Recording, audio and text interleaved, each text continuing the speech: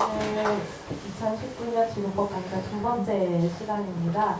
지난주에는 저희가 지구법 업학이라는 것이 무엇인지 토마스 메리의 이론을 근거로 해서 좀 꼼꼼히 살펴보는 시간을 가졌고요. 오늘은 그거에서 더 구체적으로, 더 심화적으로 들어가서 헌법학적 측면 그리고 경제법학적 측면에서 지구법학에 대해서 어떻게 바라보고 계시는지에 대한 강의를 들을 예정입니다. 오늘 또 지난번 강좌에 비해서 또 이런 변호사님들이 많이 와 계신 것 같아요. 그래서 아마 더 이런 헌법적인 관점과 경제법적인 관점에서 한번 이렇게 들여다보시면 지구법학을 조금 새로운 시각에서 보실 수 있지 않을까라는 생각이 듭니다. 그리고 또 지난주에 안 오신 분들이 많이 오셨어요. 여기 되게 공간이 예쁘고 참 좋잖아요. 힐링하는 기분으로 들으시면 좋으실 것 같습니다.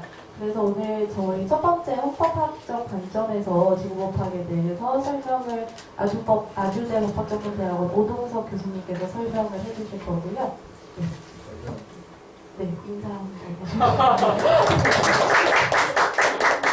두 번째 저희 경제법적 측면에서 설명을 해주실 교수님이 아직 안 오셨는데 서울시립대학교 강정혜 교수님, 법학전문대학원의 강정혜 교수님께서 설명을 해주실 예정입니다. 그 강의를 시작하기 전에 저희가 지금 이렇게 오손도손 모였으니까 돌아가면서 한번 간단하게 어떤 일 하고 계시는지 자기 소개를 간단히 한번 돌아가면서 해주시면 좋을 것 같습니다. 지금 이쪽에도 계시고 저쪽에도 계셔가지고 마이크를 제가 돌리도록 하겠습니다. 네, 반갑습니다. 저는 강원대학교에 있습니다. 박기환이라고 합니다.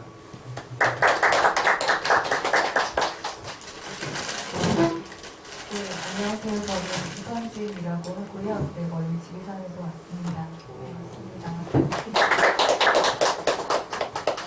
네, 2주째 소개를 하는군요. 네, 저는 법과는 관계가 없고 관심을 가지고 있고요. 대학에서 외국인들에게 한국어와 한국학을 가르치고 있는 김보경이라고 합니다. 네, 안녕하십니까. 법무법인 원에서 변호사로 일하고 있는 이지연이라고 합니다. 반갑습니다. 안녕하세요. 법무법인 원에서 외국 변호사를 일하고 있는 장수진입니다. 네, 안녕하세요. 저는 화호공인재단에서 일하고 있는 한보현 변호사라고 합니다. 반갑습니다. 안녕하세요. 데려가족 김은경 변호사입니다. 반갑습니다. 안녕하세요. 저는 법무법인 원의 이영주 변호사입니다. 반갑습니다. 이쪽에 계신 분들도 계셔서 이쪽 분들도 소개해주세요.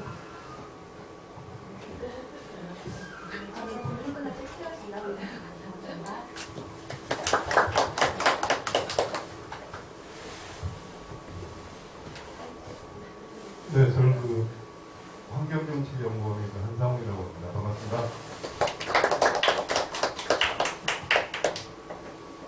동물단체 카라에서 활동하고 있는 조현정입니다. 반갑습니다. 동물관은 좀 카라에서 일하고 있나요? 지금 보시는 안녕하세요. 좀 늦었습니다. 저 지구법 센터장 맡고 있는 주입니다. 문제는 것도 보시는데 두 번째로 오게 된 장희진이라고 네, 그럼 오늘 첫 번째 헌법을 중심으로 지구법학 관점의 적용에 대해서 오동석 교수님께서 발표해 주실 텐데요. 큰 박수 부탁드리겠습니다.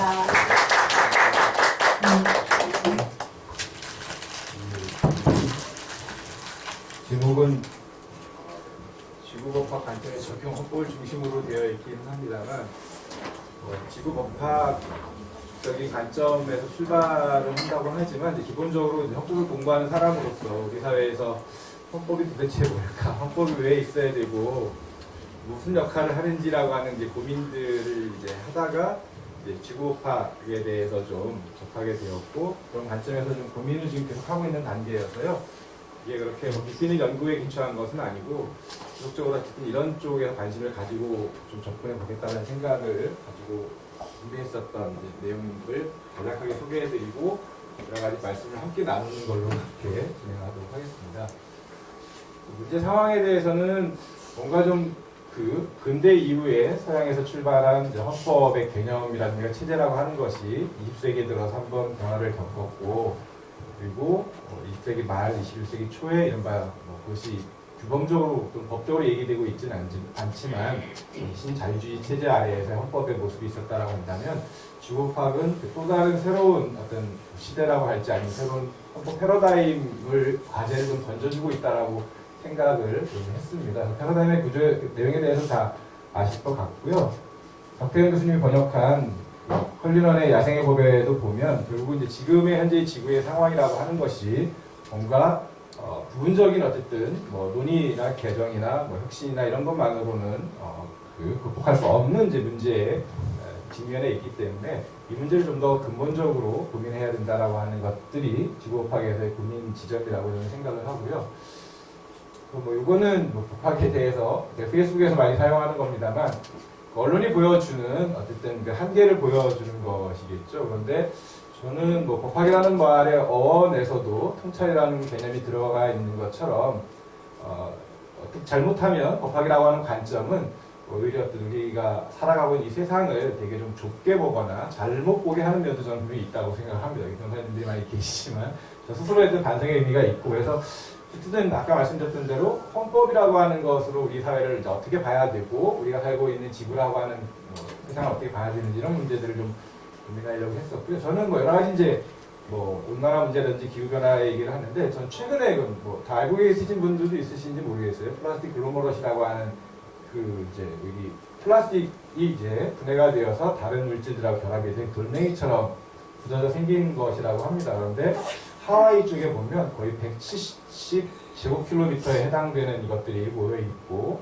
어떤 플라스틱으로 인해서 결국은 물고기든 그런 바다가 오염되고 있는 것이 우리에게 직접적으로 이제 미세먼지는 물론이지만 사실 그런 물고기를 먹고 사는 우리에게 이제 나노미터인가요? 네, 그리고 100만 분의 1미터에 해당되는 이제 미세 플라스틱의 입자들이 사람의 몸에 축적될 수 있다라고 하는 이제 그걸 보고 좀 지구 생태계 위기라고 하는 것이 우리의 생존을 직접적으로 위협할 만큼의 현재 상황에 놓여져 있기 때문에 상당히 좀 절박한 이런 것들이 좀 필요로 한다고 생각을 하고, 저는 우리 사회에서 헌법은 사실은 꼭 법규범이라고 생각하는 것보다는 요즘에 와서는 종교는 없지만 뭔가 좀 절박한 기도 이런 거라고 좀 생각을 하고 있습니다. 그래서 이런 헌법적인 논의가 조금 더 풍부해졌으면 좋겠다 이런 생각을 가지고 한번 생각을 해봤고요. 근데 이제 헌법의 원천 부분은 사실은 지난 시간에 이제 토마스 베리를 중심으로 해서 여러 가지 강의 말씀을 박태현 교수님한테 들으셨을 텐데요.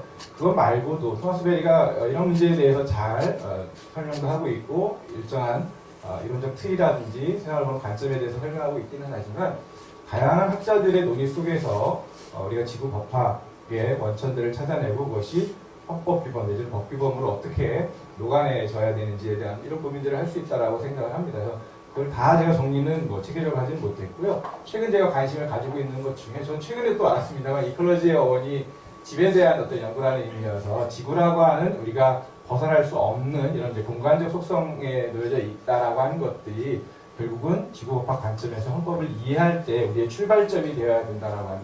그래서 아마도 법학을 공부하신 분들은 아시겠지만 이른바 20세기 말에 독일의 학자가 한 사람이 얘기했었던 영토 국민 주권이라고 하는 이제 국가의 3요소설. 그래서 공교롭게도 우리 헌법은 1조 2항에서 주권, 2조에서 국민, 3조에서 영토를 이렇게 규율하고 있기는 하지만 사실 어떤 의미에서의 영토라고 하는 관념도 지구의 관점에서 보면 뒤에도 나오는 것처럼 인클로저 운동에 의해서 토지의 공유지가 사유화되었던 것처럼 어떤 의미에서 영토라고 하는 것도 저는 다른 한편으로 이 헌법의 문제를 한 나라의 국가 체제에 머무르지 않고 지구적 관점의 세계 체제라고 하는 관점에서 보면 이것도 이 영토라고 하는 개념 자체도 어떻게 보면 되게 인클로 운전과 다를 바 없는, 다 아시는 것처럼 원래 일정한 지역에 살고 있었던 선주민들을 침략하고 약탈한 결과로서 결국은 영토 내지는 국제체제라고 하는 것의 주권이라고 하는 것이 성립되어 있었다라고 한다면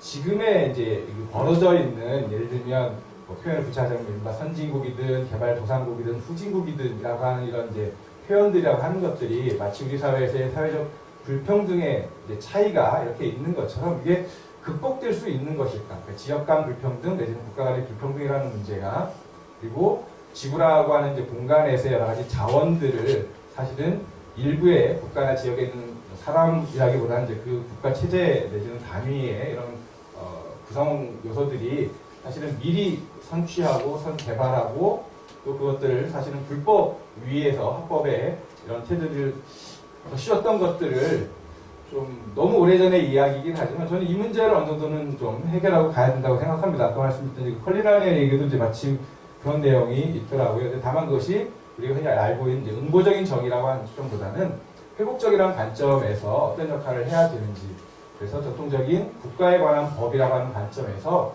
지구에 관한 법으로의 헌법의 전환이 필요한데, 이거는 이제 고셀만이 이야기하는 고셀만도 이제 이런 개념들을 사용하는 것 같습니다. 뒤에 나오지만 이제 지구 이권주의라는 말 또는 뭐 지구 헌법이라는 말을 쓰는데 약간 좀 뉘앙스는 다른 것 같습니다. 그래서 지구 헌법은 일종의 이제 세계 정부 체제를 의미하는 것 같고요.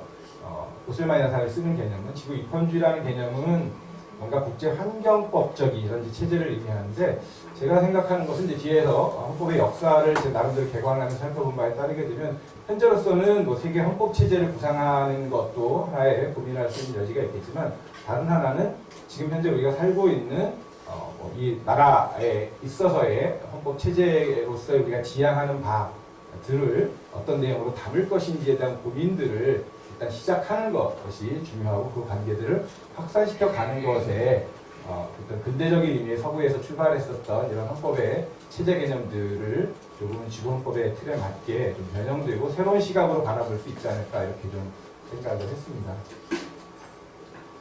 또 다른 것들이 여러 가지 있을 수 있는데, 최근에는 이제 대칭성 인류학이라고 하는 또 같은 맥락의 의미들이 저는 좀 있지 않을까 생각을 합니다.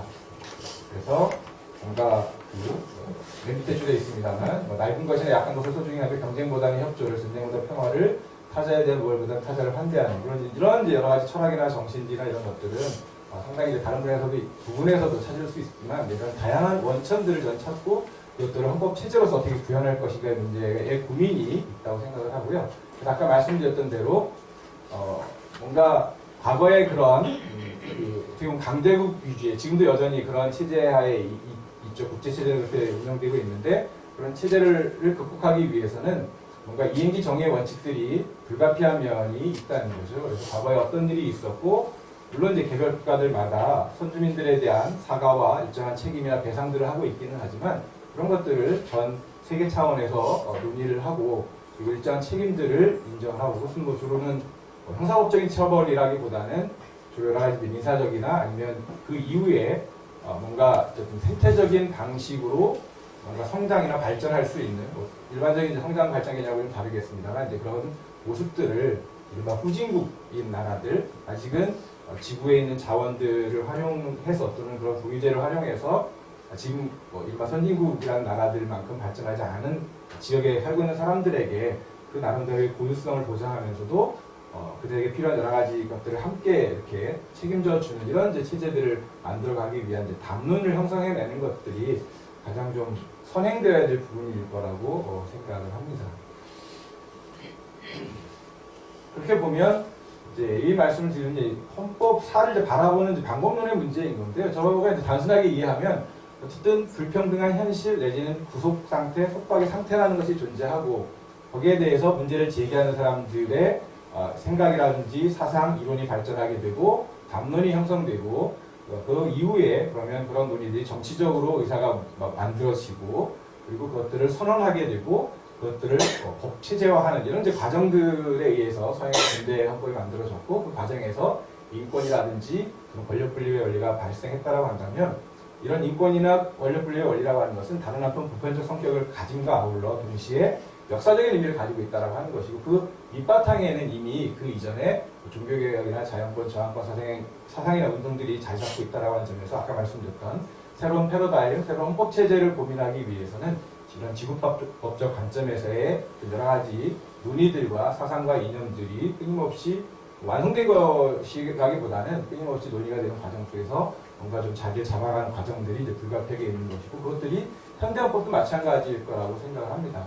자본주의 내지는 이런 여성에 대한 이런 불평등 속에서 그 문제를 해결하기 위한 일정한 지향점을 헌법의 이름으로 제시를 했던 것이고 그리고 제국주의 파시즘의 그러한 또 반성 위에서 인간의 존엄과 국제 평화라고 하는 이런 이념과 가치가 등장했다고 한다면 현재의 상황에 대한 현실 인식을 정확하게 하고 그것을 바탕으로 해서 우리가 어떤 규범과 가치를 지향하고 그것에 맞는 체제를 어떻게 구성할 것인가에 대한 고민이 지구법학의 관점에서 헌법학에게로 던져진 과제일 거라고 생각합니다.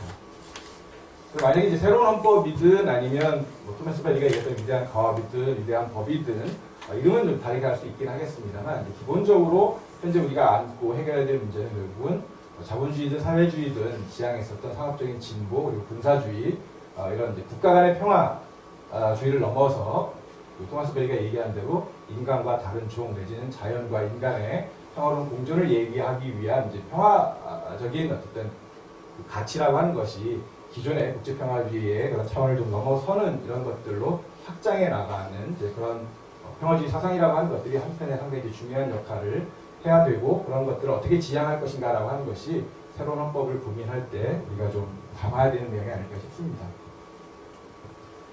그렇게 보면 기존의 인권과 민주주의 외에 지구 생태든 아니면 다른 이름으로 붙일 수 있겠습니다만 그러한 관점들 내지는 규율 대상으로서 헌법이 그 범위를 확장을 하고 그리고 국가에 대한 법을 넘어서서 이제는 실질적으로 뭐 여러 가지 지구의 생태를 위협하는 이런 여러 가지 측면 중에 중요한 역할을 하는 부정적인 영향을 미치는 것이 자본 내지는 대기업이고 특히 초국적 기업이라고 한다면 이런 기업에 대한 어떻게 보면 신자주의 체제는 국경을 이들에게는 개방하는 것이었다라고 한다면 그걸 역으로 어떻게 규율해 나갈 것인지 뭐 규율 정도 이전에라도 어떻게 그것들을 제동을 걸 것인지에 대한 고민들이 사실은 새로운 헌법 체제에서 고민해야 되는 지점들이라고 생각을 하고요.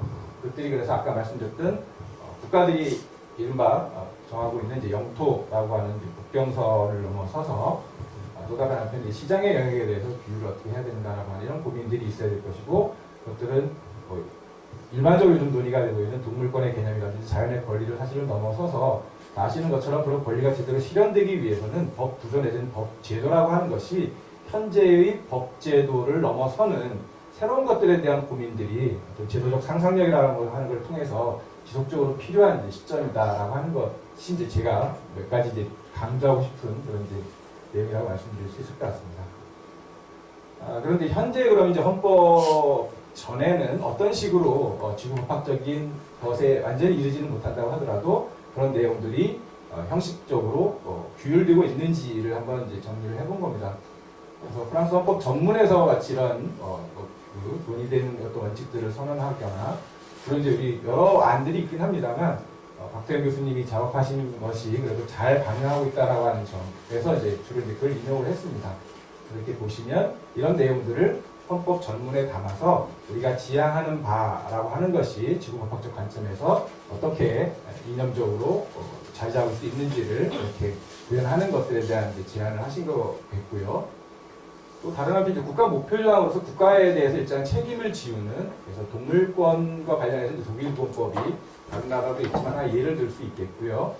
또 국회 교수님 개헌안에 이제 보면 아까 이제 그런 내용 이외에도 국가에 대해서 일정 정도 의무를 지은 이런 식의 내용으로 또 규범화할 수 있는 이제 그런 방법이 있는 거겠죠. 그리고 또 다른 한편 기본권 조항을 이용한 환경권이라고 하는 측면에서 접근하는 방법도 있을 겁니다. 전통적인 환경권보다는 좀 넓은 개념으로 규율을 하는 것도 우리가 고민할 수 있을 거고요. 마지막으로는 뭐 자연의 권리 자체를 인정하는 에커드 헌법으로 이 대표적으로 많이 알려져 있는 이런 내용들을 좀 구체화하고 그리고 법적으로 이 자연의 권리를 구현하고 실현할 수 있는 방법들을 일단 근거를 마련하고 그래서 구체화하는 내용들을 담는 이런 방법도 고민할 수 있을 겁니다.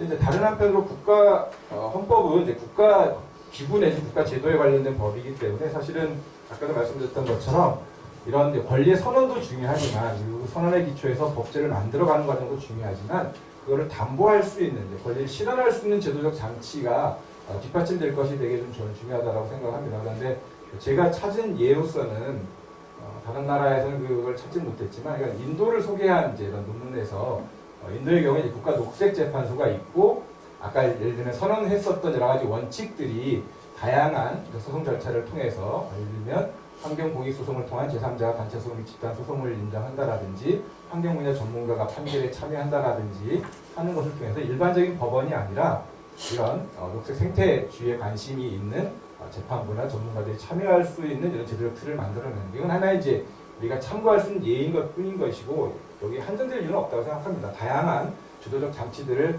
마련할 수 있을 거라고 생각을 하고요. 그래서 기존의 환경법이라는 이 개별 법의 영역에 머물러 있던 것을 헌법적 차원으로 상승시키면서 그것들을 국가 전체의 작용법의 어떤 중요한 원칙으로 삼아가는 것들이 헌법의 규를 통해서 우리가 실현할 수 있는 것일 거라고 생각합니다.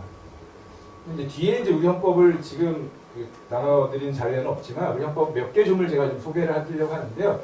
이런 게 꼭 사실은 헌법의 개정을 통해서 구체화하거나 아니면 녹색재판소라는 뭐 별도의 제도를 마련함으로써 실현하면 좋겠지만 그것만으로 가능한 것인지는 저는 이제 인도 대법원의 이런 판결들이 이제 이거 말고도 여러 가지가 있습니다. 예를 들면 우리나라에서 있었던 용산 참사와 관련해서는 예를 들면 이제 그 도시 재생사업이나 이런 등등들을 위해서 철거민들에 대해서 어떻게 해야 되는지에 대한 이제 단편적으로 소개되는 것들을 보더라도 실질적으로 인도의 대법원은 이렇게 적극적인 이제 해석론을 전개를 하면서 지구법학의 정도는 아니라고 하지만 기존의 어떤 환경법의 영역들을 좀 넘어서는 이런 판결들을 내렸다라고 생각합니다. 사실 이런 것들이 출발점이 되어야 될 것이고 이걸 바탕으로 해서 체제를 구성해야 되는 점에 있어서는 어떤 의미에서는 개헌이라는 형식을 꼭 통하지 않는다고 하더라도 이런 관점들을 계속적으로 만들어내는 어떤 방법이라고 하는 것들을 통해서도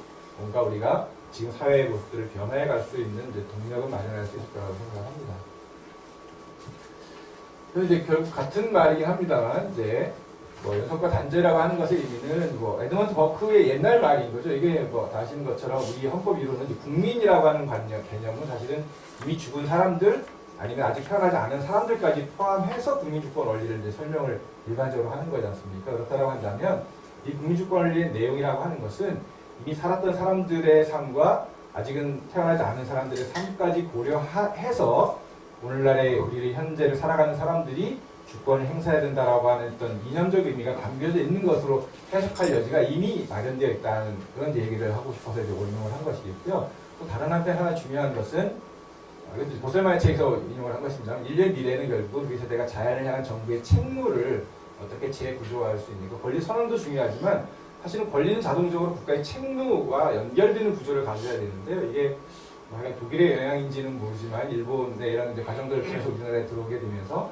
행정법이라든가 이런 영역에 있어서는 이제 그것들에 대한 단절이 사실은 일어나는 것이기 때문에 권리가 사실은 되게 좀 약한 이제 취약한 구조를 가지고 있는 게 우리 현실이라고 한다면 실질적으로 그 권리의 실질적인 실현 내용으로서 일정한 내용을 국가의 책무로 하고 국가를 통해서 아까 말씀드렸던 자본 내지는 기업에 대한 일정 정도의 생산 과정에서부터의 규제라고 하는 것을 통해서 생태주의적인 어떤 지구의 모습을 회복하는 것들이 범논리적으로 이렇게 뒷받침되는 것이 되게 좀 필요하고 중요하다라고 하는 의미에서 이런 내용들이 이제 헌법의 과제일 거라고 생각을 합니다. 그래서 아까 이제 지구 현장 이런 얘기인데 말씀을 드렸고요. 그래서 이건 한 예를 들어 생각해 보는 겁니다. 그래서 존엄과 가치의 문제라고 하는 것이 원래는 귀족의 존엄이라는 개념이 귀족에만 쓰던 것이 평균에게 확장된 것이거든요. 이제 인간 모두에게 적용되었다라고 한다면 사실은 인간의 존엄과 가치라고 하는 표현을 쓰고 있는 것이 인간이 아니라 생명으로 바꾸는 거는 이제 명시적으로 의미가 있겠죠. 그렇지만 이미 역사적으로 존엄이라고 하는 말이 발전해온 그런 이제 맥락을 살펴보게 되면 인간은 어쨌든 하나의 여러 가지 지구에 존재하는 그 주체 내지 생명들을 대표하는 어떤 의미를 가진다는 것을 해석을 하게 된다라고 한다면 이거를 무생명 아까 박대기 교수님이 표현하셨던 무생명의 인간의 존엄과 가치라고 하는 것들이 그 안에 이미 규정되어 있다라고 해석을 못할 이유는 저는 없다고 생각합니다. 그리고 이제 그것으로부터 국가 자본의 책무든지 아니면 이제 지구를 대표해서 뭔가 환경 문제에 누구라도 이의를 제기할 수 있게 되고 개발하고 있는 여러 가지 사업에 대해서 제어할 수 있는 이런 것들도 충분히 어떤 헌법의 개정 없이도 실제로 법 제도를 만들기만 하면 가능하지 않을까라고 하는 것이겠고요. 또 아까 인도에 상응하는 국회 내에도 관련된 특별위원회를 만들고 국가인권위원회든 아니면 방송통신위원회든 간에 별도의 녹색 내지는 생태, 지구 이런 거와 관련되어 있는 독립행정위원회를 만들 수도 있는 거겠고 헌법 규정 근거 없이도요. 또는 성인지 예산으로부터의 우리가 좀 유출을 해서 지구 생태 예산을 국가 전체적인 예산의 일부를 반드시 배정하도록 한다라든지 아니면 실제로 이제 제가 쓰고 나서 나중에 이제 보니까 그 야생의 법에도 그런 내용이 나와 있던데요. 지구 생태 청문회 공청회들을 하도록 하는 거죠. 그러니까 이거에 대한 것은 일반 시민이 누구라도 국회의원이든 정책을 위반하는 국회의원이든 아니면 고위행정직 관련 장관이든 아니면 심지어는 법관에 대해서도 저는 불러내서 이러한 문제 제기를 하고 거기에 대한 어떠한 정책이 있는지를 물어볼 수 있는 그것이야말로 이제 주권 원리에 합하는 것인데 우리가 과거의 전통적인 이런 이제 제도적 방식에 사실은 머물러 있기 때문에 그런 제도를 주장하거나 이것들 제도를 실현하기 위해서 노력하지 않는 것은 아닌가 뭐 이런 이제 생각을 하는 겁니다. 그래서 실제로 제가 공청회라는 이제 자리에 이렇게 불려나가 보면 사실은 국회의원들이 제가 제기하는 문제에 대해서 답을 해 나가야 되는 그러니까 법안이 문제가 있으면 제가 문제 제기하면 그 법안에 대해서 어떻게든 개선하겠다는 답을 내는 것이 민주주의에 걸맞은 제도인 것인데 오히려 이제 어쨌든 양 쌍방에 여야가 이제 갈려 있는 상황에서는 뭐 전문가라고 하는 사람을 불러놓고서는 자기들의 입맛에 맞게 저를 이제 공박하는 이것이야말로 이제 민주주의에 완전히 전도된 현상 같은 거라는 거죠. 그러니까 또는 이러한 이제 권력 관계를 바꿔내지 않는다라고 한다면 사실 우리가 지향하는 바에 주고파기 꼭 아니라고 하더라도 민주주의 체제를 형성해내기 어려운 것이고 그것을 헌법 조문을 바꾸는 것만으로는 구성되기는 좀 어렵다라고 하는 그런 내용이겠습니다. 뒤에 있는 내용들은요, 지금 이제 그 프린트맨은 없습니다만 우리 헌법 조문의 일부를 제가 뽑아본 겁니다. 예를 들면 아크로니 항구적인 세계평화 인류 공영에 이바지함으로써 인류의 공영이라고 하는 것이 어떻게 가능할지를 생각해 보면 지금의 지구 생태주의 위기에 맞서서 헌법의 전문이 중요하고 있는데 별도의 그것들을 명확히 하는 규정이나 표현을 집어넣는 것도 중요하지만 사실은 이것들을 제대로 해석을 해내기만 한다라고 한다면 지금의 상황에 대해서 우리가 용기를 내고 발언을 하고 제도를 만들기만 하면 얼마든지 그에 부합하는 지구법학의 관점에서의 부합하는 내용들에 대한 제도를 만들어낼 수 있다는 거죠. 그러니까 중요한 것은 어떻게 보면 끊임없이 인류의 역사상 제도는 새로이 만들어졌던 거고 현실의 문제를 해결하기 위해서 우리는 계속 그걸 만들었다가 없앴다가 만들었다가 없앴다가 새로 만들기도 하는 이런 과정들을 계속 반복해왔다는 것들을 생각을 해보면 오히려 헌법에 근거가 없어서가 아니라 그런 근거들을 얼마든지 찾아낼 수 있는 것일 거고 어떤 제도를 만들어낼 것인가 그건 사실은 다른 나라를 들여다봐서도 찾아낼 수 없는 거죠.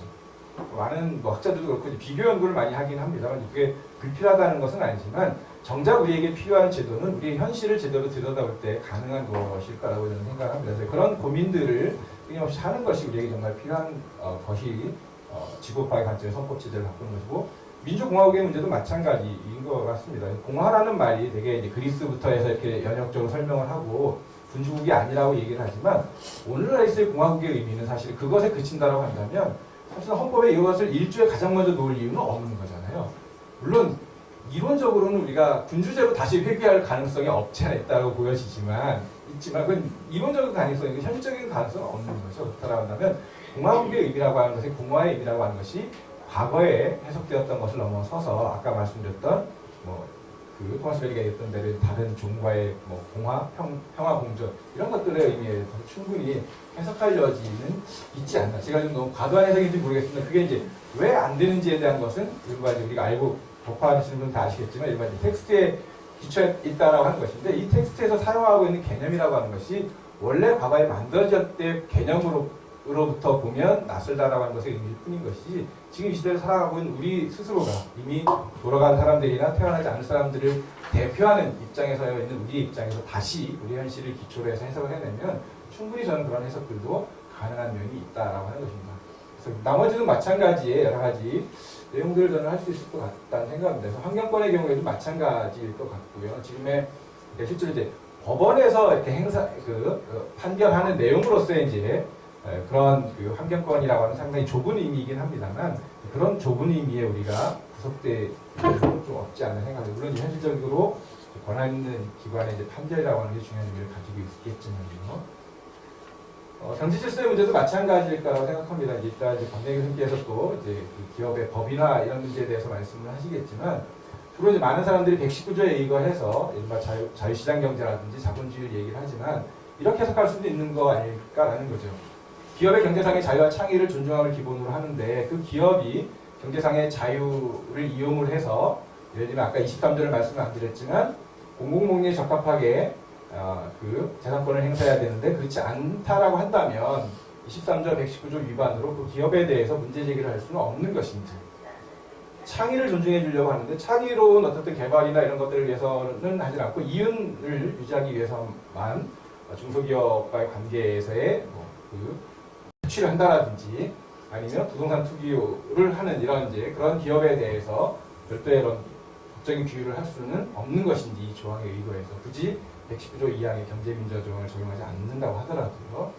120조의 경우에도 일정한 그 지하자원 등을 채취 개발 또는 특화할 수 있다고 되어 있다고 한다면 이것들 말 그대로 국가에서 특화가 이루어지는 부분이라고 한다면 그것이 생태 위기에 직결되어 있는 경우에 있어서는 이런 문제에 대해서 오히려 적극적으로 규제를 할 수 있는 근거 조항으로 사용할 수 있는 것은 아닌 것인지 또는 국토와 자원이 국가가 보호를 하고 있고 균형 있는 개발과 이용을 한다라고 한다면 이때 개발의 의미라고 하는 것들 무분별한 개발이 허용되지 않는다는 것을 해석을 해서 충분히 제한할 수 있는 근거가 있는 것은 아닌 것인지 이런 내용들이겠습니다. 그리고 마지막으로 보시면 국민경제상 긴전한 필요로 인해서 법률이 정하는 경우를 제외하고는 사형기업을 국유 또는 공유로 이전하거나 또 경영을 통제 또는 관리할 수 없다라고 되어 있는데요. 반대 해석을 해보면 국민경제상 긴전한 필요가 있는 경우에는 법률이 정함에 따라서 사형기업을 국유 또는 공유로 이전하거나 그 경영을 통제 또는 관리할 수 있다라고 하는 것이거든요. 물론 이제 소유권의 이전까지는 현재 우리 체제에서 인정하기 어렵지만 그 경영을 민주적으로 통제하는 것이라고 하는 측면들에 있어서는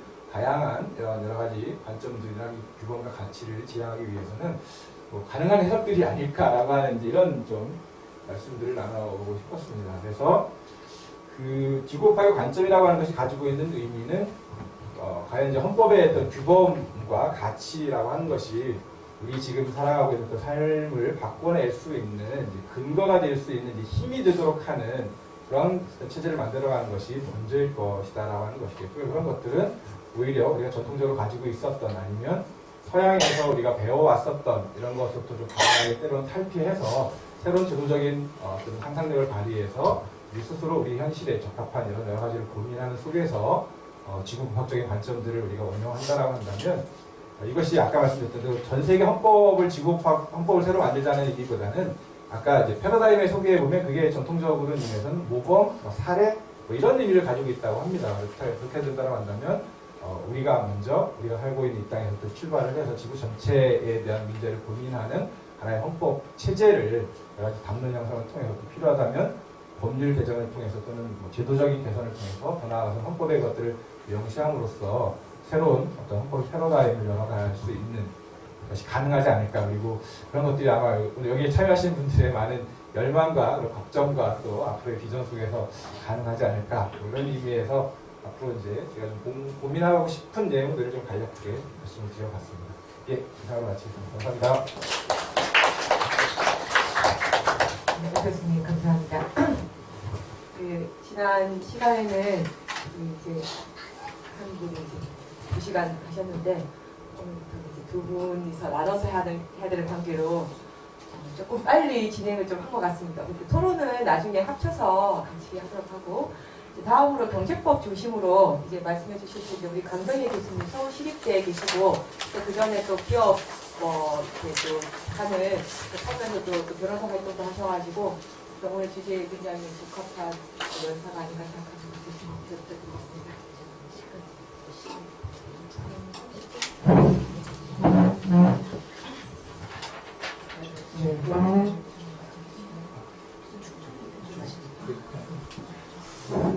원래 저희가 교재를 책을 쓰고 있는데요. 그래서 원래 내용은 좀 굉장히 많은데 제목 중심으로만 간단히 해서 왔습니다.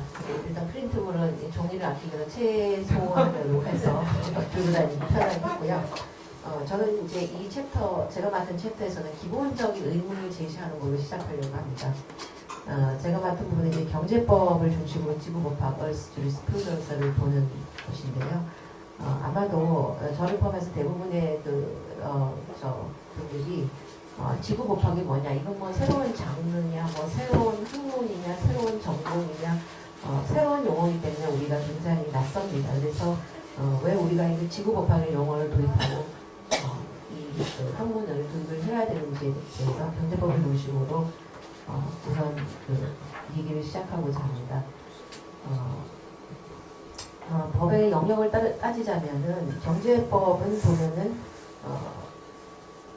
예를 들어서 이거 원래 처음부터 있었던 과목 아니거든요. 전공도 아니고 학문도 아니고 후기라든지 전기라든지 어쨌든 그 자본주의 그 산업 자본주의 발달에서 새로운 법 현상을 기존의 법에서는 도저히 안 되니까 경제법이라는 새로운 영역이 나오고 여러분들이 아시다시피 독점규제법이나 중소기업관련법, 소비자관련법 이런 여러 가지 조정하는 법 이런 새로운 법이 이 경제법이라는 영역으로 새로 들어오게 됩니다. 그러면 이런 경제법도 사실은 아주 오래전부터 있었던 법이 아니라 기껏해야 몇백 년의 역사를 가진 법에 불과한데 예를 들어서 좀 이렇게 국면을 이제 다른 식으로 봐서 오늘날 경제 영역에서 지구, 자연, 세계와의 갈등을 기존의 법이론으로 해결할 수 있는가? 우리가 환경과 관련해서는 기존에 아주 좁은 영역을 다루는 환경법이 있고요. 기타 뭐 그런 것이 있겠습니다만은 도저히 이 경제 영역하고 기존 지금 돌아가고 있는 경제 생활 영역하고 지구, 자연, 세계와의 갈등은 기존의 법이론으로 깔끔하게 실타래가 막 헝클어져 있는데 이거를 단도직입적으로 툭 잘라서 뭔가 해결을 해야 되는데 거기에 해당하는 칸이 없다는 겁니다. 그러나 우리가 지구법학 개념을 도입하면 그 엉킨 실타래를 풀 수 있는 칸이 될 수 있지 않을까 그런 생각을 해봅니다. 그래서 이미 인접 학문에서는요 이런 부분을 많이 도입해 새로운 학문이 이미 도입을 했습니다. 거기에 비해서 법학은 굉장히 늦죠. 굉장히 어떻게 보면 게으른 거고 굉장히 늦은 겁니다. 경제학 부분에서는 그 기존의 경제학 저희가 아는 경제학에서 생태학적 개념을 이제 그 합성을 도입을 해서 생태 경제학이라는 그래서 이 부분은 제가 쓰는 책 보면 자세히 그 이론은 설명을 해놨는데요. 이거는 이제 인접 학문이기 때문에 그래서 기존의 경제하고 완전히 수요 공급 이론에서 벗어나서 다른 어떤 패러다임 생태학적 관점에서 뭐 하여튼 그 조영탁 교수님 책 보면은 뭐 그림도 있고 순환 논리도 있고 뭐 하여튼 도표도 많고 많긴 합니다만은 어쨌든 인접 경제학 영역에서는 생태 경제학이라는 그 환경적 관점을 고려한 새로운 학문이 태동을 합니다. 그러면 기존의 그 법학 영역, 특히 또 경제법 영역에서는 이런 환경적인 그 관념을 고려한 새로운 법학 개념에 해당하는 것이 제목으로 삼는 지구법학, 주리스프루던스라는 것이 되겠습니다. 우리가 왜 이 지구법학이라는 개념을 새로 도입을 해야 되느냐 아니면 도입할 수밖에 없는지 기존의 법이론이 지금 현재 일어나는 그 현상을 풀 수 없다는 것을 설명을 드렸는데 예를 들면 이런 겁니다. 저희가 가장 기본적으로 민중 수업 시간에 처음 배우는 게 법인격, 법적 주체에 관한 겁니다. 그래서 인법인, 법인이 조금 디벨롭되고 상사적으로 가면 회사법이 되고 하여튼 기존의 인법인 이 두 개념으로 가장 저희가 기본적인 법 공부를 시작하는데요. 현재 법적으로 그 법적 주체성을 인정받는 법인격은 아주 한정적입니다. 아주 옛날에는 이것도 역사적으로 올라가면은요. 법인 이전에 사람밖에 없었어요. 사람 외에 어떤 게 법적 주체가 될지 아무도 그 생각을 안 해서 할 수가 없다고 보는 겁니다. 그런데 마찬가지로 이것도 역시 중세시대 지나서 뭔가 산업이 발달하면서 도대체 이 개념을 따로 설정하지 않으면 기존 문제를 풀 수가 없는 겁니다. 그래서 여러분들 법조사 시간에 혹시 사비니의 법인 논쟁론 이런 걸 배웠을 수 있을 텐데요. 법인 등장을 해도 시끌시끌했습니다. 아니 도대체 사람 외에 인 외에 어떻게 법적 주체성을 인정하느냐. 이거 굉장히 시끄러웠어요. 그래도 등장할 수밖에 없었던 게 기존의 인 중심의 법적 주체성 이론으로는 모든 문제를 해결할 수가 없습니다. 산업이 발달하고 굉장히 국가구조가 복잡해지니까 기존의 이론으로 해결할 수 없어서 처음에는 법인을 라이센스의 특허와 비슷한 그런 존재였어요. 국가가 특별하게 법적 권리 주체성을 부여하는 겁니다. 그래서 그 한도 내에서 일 좀 하라고 그런 개념으로 법인으로 만들어졌는데 이 법인 개념이 등장할 때도 또 반론을박이 많습니다. 로마 법적 사고 방식에서는 이거는 인하고는 완전히 달라. 사람과 달리 눈코 입도 없잖아요. 이건 정말 가공의 아티피셜, 인공적인 어떤 법적 구조물체로 봤고요. 개인주의화되어 있는 역사이기 때문에 그렇죠. 거기에 반해서 독일 같은 게르만적인 사고 방식에서는 독일은 이제 개인주의화되어 있지 않고 어떤 학자들 견해에 따르자면 촌락 공동체와 같이 굉장히 단체적인 속성이 강했다고 합니다. 그 당시. 그래서 우리는 뭐 법인 그래 우리 뭐 같이 모여서 단체를 뭐 많이 하니까 해서 그쪽에서는 훨씬 더 법인 개념이 새로 등장할 때 쉽게 받아들였다는 이런 분석이 있죠. 어쨌든 법이 이 개념이 들어올 때도 엄청 시끄럽고 이걸 하냐 마냐 해서 문제가 많았습니다. 그래서 현재까지 보면은 기존의 법학이 다루는 법적 주체 법인격은 기껏해야 인에서 법인으로 확장된 이런 개념이 되겠습니다. 그래서 이렇게 지금 제가 그냥 그래프로 몇 개 한번 모아봤는데요. 새소리 우리가 숲을 걸으면은 소나무 향도 바람소리, 해변, 물, 또 자연 경관. 그리고 이거는 그냥 제가 구글에서 찾은 거라서 현재 강원도 고성 산불하고 무관한 강원시입니다. 근데 뭔가 색깔이 조금 애처럼 모습이 제하고는 무관해요. 어쨌든 이런 어떤 거는 잘 보면은 우리가 배운 생물 시간에 배운 부분에 따르면 생물, 무생물도 있을 수 있고 생물에는 식물, 동물 우리가 이렇게 구분을 합니다만 이런 다양한 어떤 우리가 실제 살면서 부딪히는 대상들 생물, 무생물, 생물은 식물, 동물 이런 각종의 종류들에 대해서 우리는 전혀 대상화되어 있지 않고 법적 주체는 인정을 안 해요. 한 법체제에서. 근데 우리가 살다 보면은 사람하고만 관계합니까? 아니면 회사와 같은 어떤 가공의 어떤 그런 대상하고만 관계, 릴레이션을 맺는 건 아니죠. 오히려 이런 종류들하고도 훨씬 더 많은, 더 영역 관계를 맺고 서로 뭔가 교감하고 뭔가 느끼고 인간이 살아나가는데 문제는 이런 영역들이 깡그리 우리가 법적 어떤 사고의 틀에서 제외되어 있다는 겁니다. 이게 가장 심각한 문제입니다. 그래서 사실은 모든 환경적인 문제, 지구법적인 관점에서 환경적인 문제들 이런 부분에서 시작하는 거라고 기본적으로 생각할 수 있습니다. 그래서 결국은 처음에 다시 문제로 돌아오는데요. 이 갈등. 그러니까 아까 말한 여러 가지 어떤 생물이든 무생물 이 대상들은 전혀 법적 주체성을 법인격으로 인정을 받지 못하기 때문에 이건 다른 말로 말하면 법적 보호의 주체가 될 수가 없다는 뜻이 되겠습니다.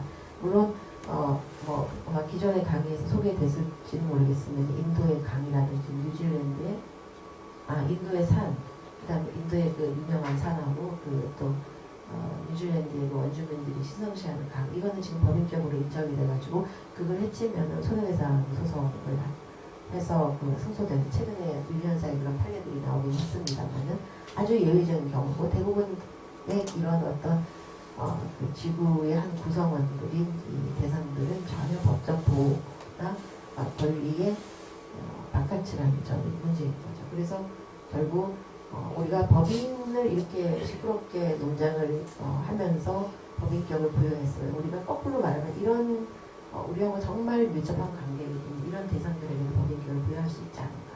근데 그런 법인격을 부여하면서 어떤 법 논리가 뒷받침이 되야 되는데 그것이 결국 우리가 공부하는 이 지구법학이 된다는 그런 논리가 되겠습니다. 그래서 이런 지구법학은 쉽게 말하자면 개념적인 건 여러 개 있긴 하겠습니다. 지구적인 관점에서 통합적으로 바라보는 그런 법학이 되겠는데요. 이런 이제 지구법학에서 이제 새로운 경제법이 나올 수밖에 없습니다. 물론 기존의 경제학에서는 새로운 이런 관점을 적용한 생태 경제학이 이미 등장을 했습니다만은 우리 법학에서는 결국 지구법학이라는 개념을 포섭해서 새로운 경제법적인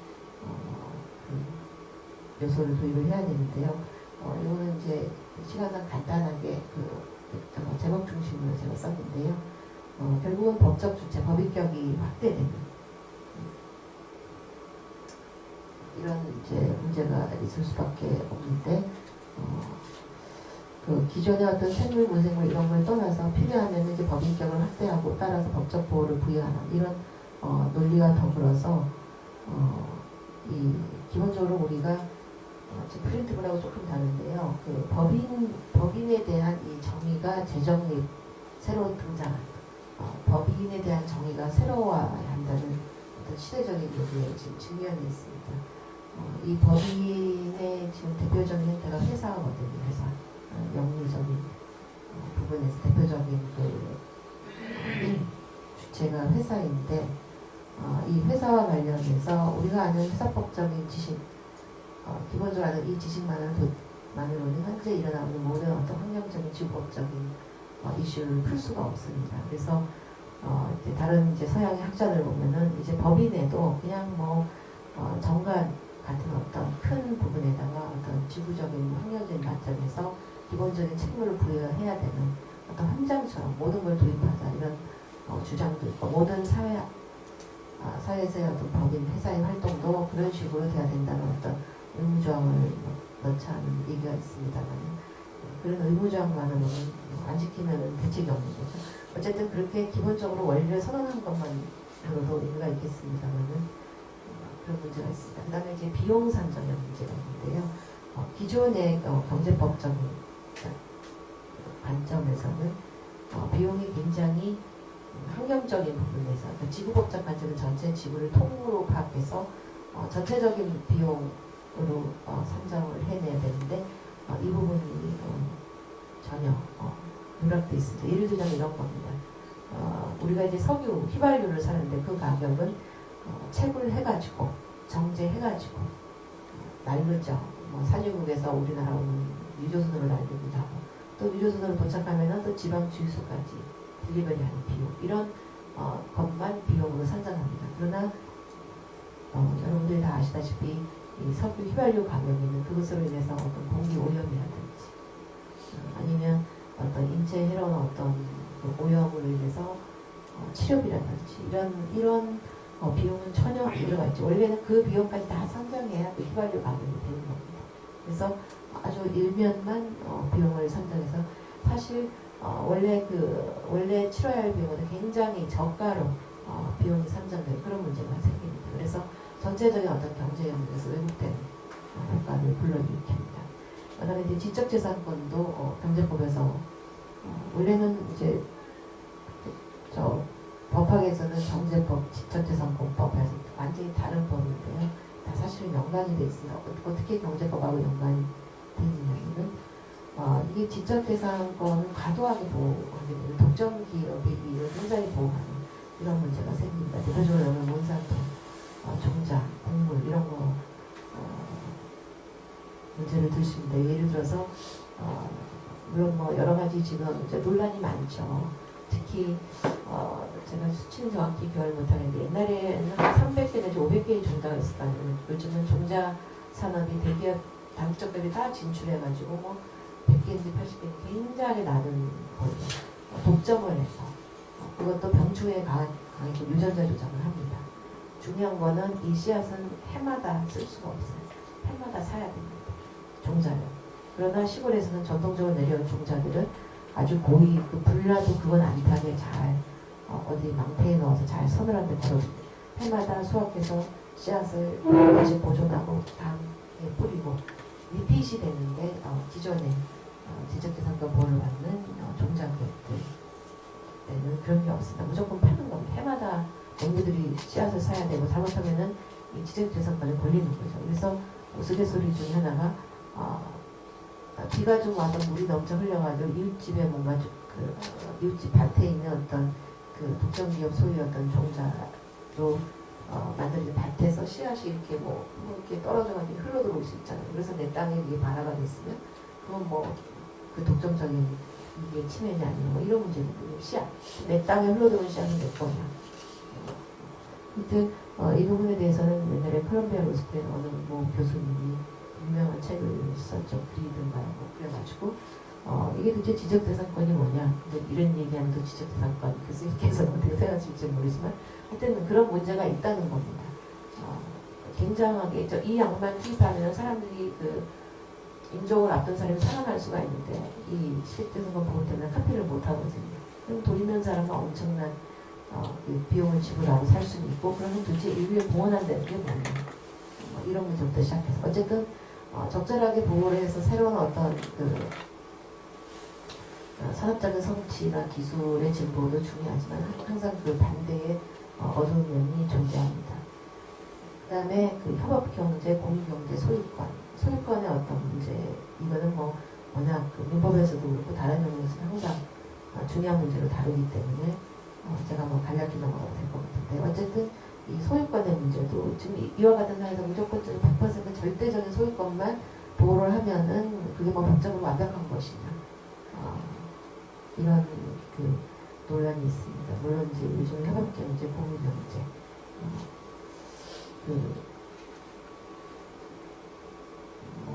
우번이 뭔지 여러분들 잘 아시겠습니다만 이 문제가 있죠. 그 다음에 이제 돈의 순환 문제가 있는데요. 이거는 그냥 돈의 순환이라고 제가 너무 그냥 흔한 말로 쓰는 게 별로 심각하지 않은 것 같아요. 이거 정말 심각한 문제입니다. 지금까지 우리는 항상 계량적으로 어디서 소득이 없고 딱 끊어서 축적된 양의 중심으로 GDP, GNP 이런 식으로 설정을 하잖아요. 근데 서큘레이션, 유동적인 측면에서 보면은 굉장히 그 문제가 많이 드러나고 있습니다. 왜냐하면 돈이 머물러 돌질 않아요. 이 뜻은 뭐냐? 예를 들자면 미국의 그 경우인데 조사를 해봤더니 그 인디아 보호구역에서 그 사람들이 쓰는 돈의 75%, 소비하는 돈, 그러니까 쓰는 돈의 75%가 48시간 내에 그 지역을 떠난다고 합니다. 그리고 월마트나 이런 대기업에서 쇼핑을 하면은 일단 지역적인 기업이 있잖아요. 큰 대기업. 그러면은 종사하는 그 근로자들의 월급 급여는 조금 나가겠죠. 지불되는 임금의 나머지는 그날 밤으로 바로 런던에 보내져서 돈을 불리는 금융시장에 가서 열심히 투자하고 돈을 불리고 있겠죠. 그래서 돈이 그 지역에서 돌지 않고 뭔가 최소한만 거기서 급여나 이런 형식으로 나오는 정보, 금융으로 갑니다. 그래서 지금 여기 말씀은 안 드렸지만 지금 금융과 관련해서도 지금 굉장히 좀 세계적으로 이렇게 식자층에서는 물론 2008년도 그 세계적인 금융 위기 때문에 한번 문제점을 가지고 분석하신 학자들도 많으시긴 한데요. 이건 굉장히 심각한 문제라 봅니다. 왜냐하면 이 돈의 순환과 관련해서 당초의 금융은 아주 그러니까 모든 경제형이 우위에 서지 않는 부분이었어요. 기본적으로 금융은 저축을 하면은 뭔가 만드는데 도와주는, 그러니까 개인이든 기본 돈을 저축하면 그 돈을 모아서 뭔가 생산시설에 투자하는 어떤 전체 경제의 어떤 영역에서 보조적인 역할에 머물렀는데, 지금은 금융이 모든 걸 위해 꼭대기에 가 있는 겁니다. 돈이 돈을 낳는 거죠. 그래서 여러분들 아마 투기자본 그런 얘기도 들었고 여러 가지 얘기를 들을 텐데요. 지금은 금융이 실물경제 위에 올라가 있어서 통제가 안 됩니다. 특히 2000년대 초반에 이렇게 굉장히 금융에 대한 규제가 느슨해졌어요. 그래서 점점 고삐 풀리는 거죠. 그리고 리스크를 분산하기 위해서 전 세계적으로 드나듭니다. 한 국가에 있지 않아요. 그러면 몰빵했다가 문제가 생기면 그냥 난리니까. 그래서 전 세계를 돌아다니며 들썩들썩하면서 금융의 어떤 투기적인 어떤 부분의 폐해, 그래서 이런 부분에 대해서 규제를 많이 해야 된다는 생각을 하긴 합니다만 2008년도 금융위기 이후에 영화도 밀과 관련해서 몇 가지 다큐멘터리가 나오긴 했죠. 근데 이 부분도 굉장히 문제가 돼요. 그래서 지금 어떤 새로운 아이디어로는 이런 종류의 것이 나왔다. 아마 할머니가 들어갔을 텐데요. 기업에 대해서 새로운 법적 지위를 부여하자는 겁니다. 사회적 기업, 우리나라에도 사회적 기업 육성법이라고 있죠. 영국의 CIC, 이익 공유회사에서 이익을 공유하는 그런 회사 형태인데 굉장히 세계적인 면에서 특화입니다. 정부에서 조장해주는, 말해서 이런 회사가 번성해갖고 여러 가지 혜택을 부여하는 그런 회사들도 나오는데요.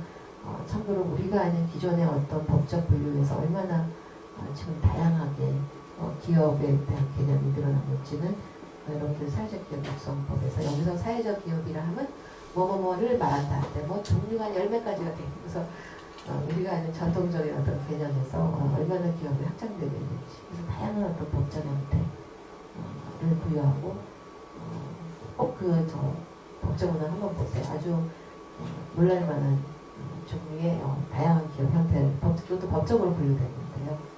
들어가 있습니다. 그 다음에 이제 사회적 책임 투자. 이거는 이제 투자를 하는데 말하자면 주로 이제 주식 사는 거죠.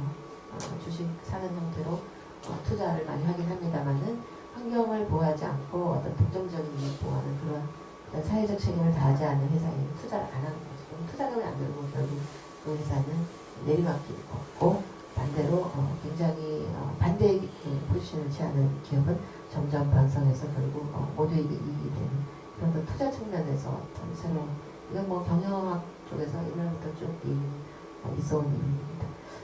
그 다음에 아까 그 헌법에서도 그 얘기가 나오긴 했습니다. 어떤 초국가적인 뭔가 룰이 정해야 되지 않느냐. 그래서 그런 환경규범 준수를 위한 초국가적인 기구가 필요할 수밖에 없는데, 왜냐하면 기업이나 어떤 경제적인 영역에서는 굉장히 자율적인 부분을 중요하기 때문에 돈은 또 일반적 속성이 이제 좀 뻔뻔한 데를 좋아하는 것 같습니다. 그래서 잘 숨어요. 잘 안 보이죠. 그래서 적절한 때 적절한 수준의 어떤 규제가 필요할 수밖에 없는데, 지금 현재로서 지금 초국가적인 기구 이런 부분, 그러니까 얼스트리스 프루던스를 반영한 그런 현재로서는 글쎄요, 유엔에서 조금 하긴 합니다만은 없어요. 그러나 이게 새로운 주장이 아닌 것이, 생각해 보면은 우리가 세계 법전이란다. 근데 이건 법정이죠. 세계 법정이 있어요. 특별한 영역에서 어떤 게 있죠?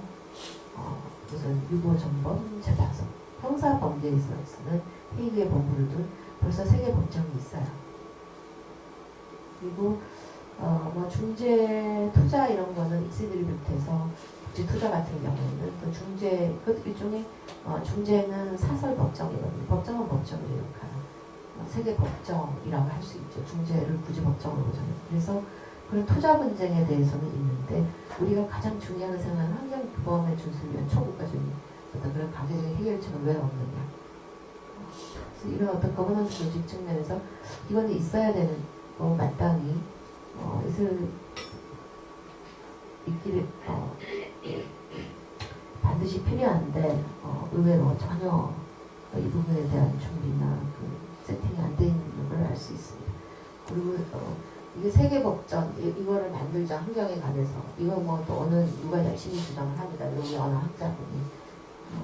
그래서 이것도 생각해보면 사실은 뭐 조약 같은 게 세계법전이라고 할 수 있는 개념인데, 물론 이제 군데군데 필요한 부분에서 환경과 관련해서 국제적인 조약이 있겠습니다만은, 제가 이제 환경법 전공 교수님도 계시지만은 엄청나게 조약이 다양해서 다양성이나 생물 다양성을 위한 또 하면서 굉장히 내용별로 이렇게 전문적으로만 되지, 도대체 이게 우리가 그러니까 마치 헌법과 같이 기본적으로 우리 삶을 규율하는 기본적인 환경 규범에 해당하는 세계 법전에 해당하는 게 있느냐 하면 지금 없습니다. 그러나 의외로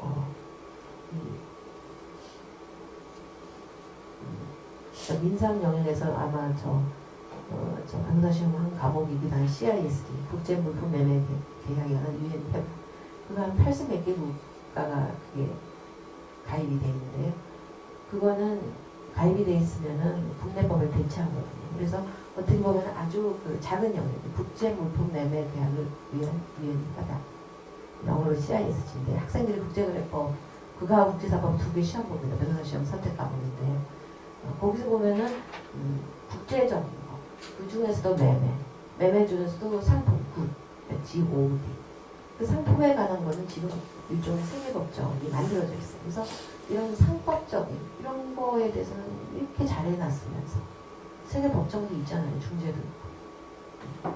근데 왜 이런 우리 전체의 문제가 있는 어떤 환경적인 관점에서 왜 어떤 세계적인 법정도 부재하고 이거를 분쟁을 다룰 수 있는 세계적인 어떤 환경 재판소도 왜 없는지 뭐 전범재판소도 있고 뭐 있어요. 그래도 조각적으로 몇 개는 있는데 정말 통으로 우리가 중요한 지구적 관점에서 이런 세계적인 법전이나 왜 세계적인 재판소가 왜 없는 것인지 이거는 의무의 방기로밖에 받아들이지 않을 거라고 보여집니다. 뭐 세계의회, 뭐 유엔의 뭐 비사회를 어쩌고 뭐 여러 가지 아이디어들이 많습니다. 그 다음에 공유경제, 협업경제 뭐 이런 부분은 또 현재 지금 많이 더 논의가 되고 있어서 마지막으로 그거는 제가 얼마 전에 이제 그냥 미국 일반 라이브러리예요. 그냥 로스쿨 라이브러리나 일반 시민들이 이용하는 도서관 가서 환경적 파트가 도대체 어떤 책들이나 뒤적다가 제가 이 구조를 보고 너무 신기해서 한번 소개를 해야겠다 해서 제가 책 쓸 때 했습니다. 이게 뭐 프랑스의 학자하고 미국 학자가 문제인 끝에 이제 이런 말이 나오는데요.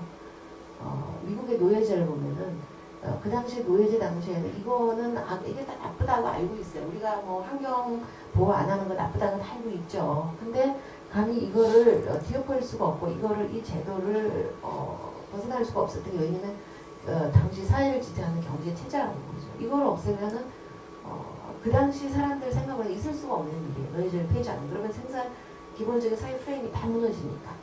그러니까 노예제 없는 에너지 시스템 내지 삶은 생각할 수가 없었다는 겁니다. 그런데 어쨌든 전혀 이게 붕괴되지 않을 것 같은 경제 시스템이었는데 여러분도 아시다시피 그 자체가 정말 악의 제도잖아요. 모순이고 사람이 사람을 그쵸? 그 자체 해양성은 결국은 폐지가 됩니다. 뭐 어쨌든 남북전쟁 이런 건가 이건 뭘 거쳤지만 그래서 이런 어떤 논리에 대입해보면 오늘날 우리가 풍부하게 이용하고 있는 에너지 측면에서는 환경 파괴적인 뭐 화석 원료나 이런 방법으로 에너지를 얻고 있어요. 그래서 이건 악의 이렇게 가면 지구가 존속하지 못한다는 걸 알고 있습니다. 우리 머릿속은 충분히 알고 있어요. 그러나 이런 시스템은 이게 지금 우리 그 화석 지금 현재 경제를 돌리는 비용 산정에서도 제외되어 있고 이런 시스템이기 때문에 이거를 탈피해서 어떻게 우리가 다른 시스템을 도입할 수가 있나? 우리는 상상할 수가 없습니다. 도덕적으로 이거는 지속 가능하지 않다는 걸 알고는 있어요. 그러나 노예제의 경우를 비교해보면은 그 자체가 어떤 해악성이 있고 모순이 있고 왜냐면 이 시스템은 지금 도저히 지구가 서스테이너블 하지 않다는 건 다 각종 연구를 통해서 다 이미 나와 있는 거거든요. 그런 관점에서 보자면 우리가 포기할 수 없는 이 에너지 시스템에도 불구하고 결국 그 자체의 모순이 있으면 언젠가는 노예제처럼 그 자체의 모순으로 무너지는 게 필연이 아닌가 이런 논쟁을 제가 한번 용기해보면 데이비드 그린스펀이 아니고 그린스푼입니다. 그래서 이런 사람이 쓴 책에 이런 논쟁이 있는 걸 아주 재밌게 봤습니다. 그래서 제 얘기는 이 정도로 사실 자세한 내용은 이제 그 책으로 쓴 부분에 많이 있는데요. 예시도 있고 그렇긴 합니다만은 나중에 혹시 책이 만들어지면 그때 참조하시기로 하고요. 제가 이번 발표에서 가장 중점을 둔 부분은 왜 우리가 기존의 법학의 프레임을 벗어나는 얼스듀스 프루던스라는 지구 법학이라는 개념을 도입해야 되는지 경제법적인 관점에서 여러 가지 꼭지를 다루면서 말씀을 드렸습니다.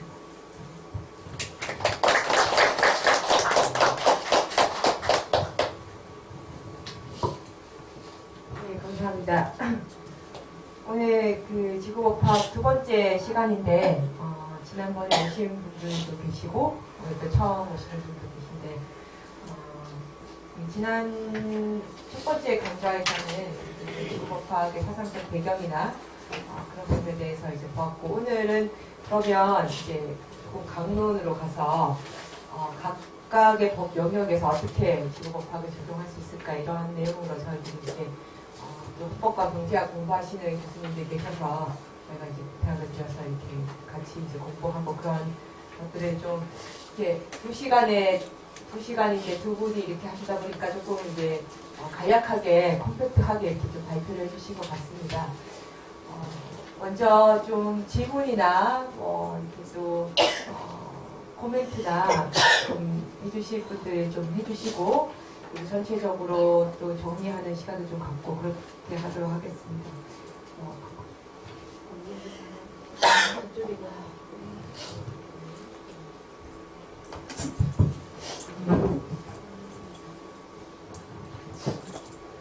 오늘 국책연구소에서 오셨는데 한번 네, KIA 한명호입니다. 근데 오동석 교수님하고 강정현 교수님이 발표를 하신다고 해서 저도 두 분한테 누가 이렇게 공부를 시켰을까 이런 생각을 했습니다. 사실 이 주제에 대해서 저는 굉장히 오랫동안 생각을 많이 했었는데 지금 얼추 키워드로 다 나온 것 같아요. 근데 결국은 좀 솔루션에 관한 문제이기 때문에 무브먼트에 대한 부분은 충분히 어떻든 얘기해 줬는데 법적인 관점은 저는 전혀 달라야 된다 이렇게 생각을 하거든요. 법이니까. 그래서